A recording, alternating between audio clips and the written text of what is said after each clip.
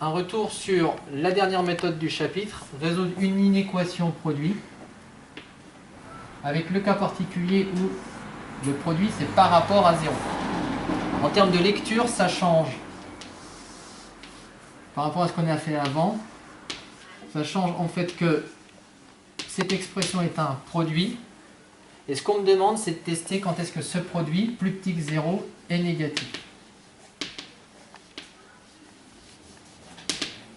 Et en fait, il faut que je traite séparément les deux parenthèses. Parce que je connais bien un cas où le résultat d'une multiplication est négatif. C'est le cas où j'ai un nombre positif et l'autre négatif. Ou le contraire, je pourrais avoir ce nombre négatif et l'autre positif. Donc il va falloir que je regarde, est-ce que c'est possible d'être dans cette situation-là? Alors on va d'abord étudier séparément chacune des parenthèses. On va regarder, est-ce que 2x-3 peut être positif? Enfin, plutôt, quand est-ce qu'il est positif? Alors je cherche. Positif, ça veut dire qu'il est plus grand que 0. Et je résous. Le contraire de moins 3, c'est plus 3. Le contraire de multiplier par 2, c'est divisé par 2. 3 divisé par 2 fait 1,5. Je trouve que la première parenthèse me donnera un nombre positif quand x est plus grand que 1,5, ce que je résumerai dans un tableau. Et puis de l'autre côté, je vais tester la deuxième parenthèse. Je vais chercher à savoir quand est-ce qu'elle est positive. Ça me dira aussi quand est-ce qu'elle est négative.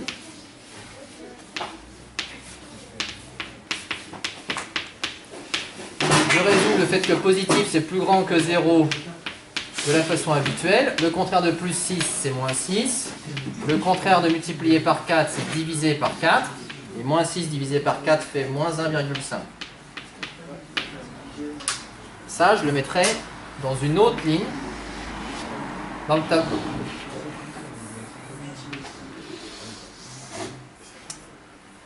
Pour étudier le signe du produit, j'ai besoin d'avoir une ligne qui me dit est-ce que x est plus grand que 1,5, est-ce que x est plus grand que moins 1,5.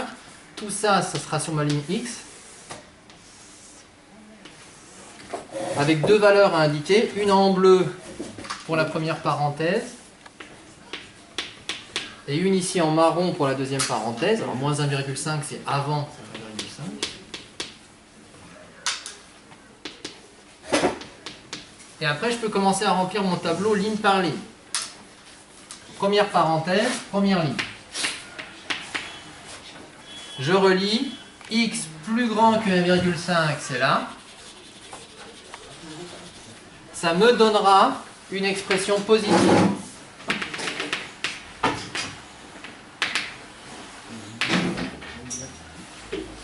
Donc ça fait 0 si je remplace x par 1,5. Et puis par déduction, de l'autre côté, c'est négatif.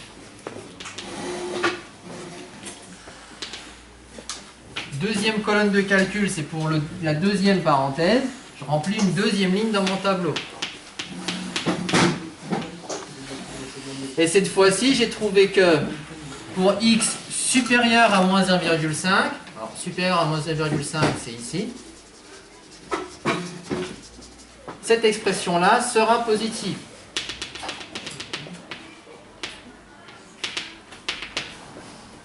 Et si je remplace x par moins 1,5, le résultat c'est 0. Et si je remplaçais x par un nombre plus petit que moins 1,5, ça me fera un nombre négatif.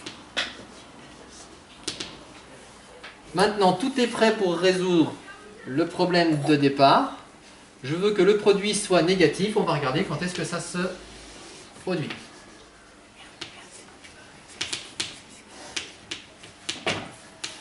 Et je vais avoir trois colonnes dans mon tableau. Une colonne, c'est ce qui se passe avant x plus petit que moins 1,5. Une colonne au milieu, x entre moins 1,5 et 1,5. Et une colonne à droite, x plus grand que 1,5. Premier cas de figure, je choisis un nombre x dans cet intervalle-là. Je multiplie ensemble deux nombres négatifs. La réponse est positive. Et c'est pas ce que je voulais, puisque je voulais un nombre négatif. Donc ça, éliminé. Deuxième colonne, partie centrale. Un nombre négatif multiplié par un nombre positif, ça donne une réponse négative. Et ça, c'est ce que je voulais. Donc ça, c'est bon. Troisième colonne, si je multiplie un nombre positif par un nombre positif, je trouve un résultat positif. Et ça, c'est pas ce que je voulais. Pour être très complet, on peut préciser qu'un nombre négatif multiplié par 0, ça fait 0. Et 0 multiplié par un nombre positif, ça fait 0. Il me reste juste à écrire ma phrase de conclusion. L'expression 2x moins 3 multiplié par 4x plus 6 est négative si et seulement si le nombre x que j'ai choisi, il est dans la zone du milieu, dans l'intervalle de moins 1,5 à 1,5.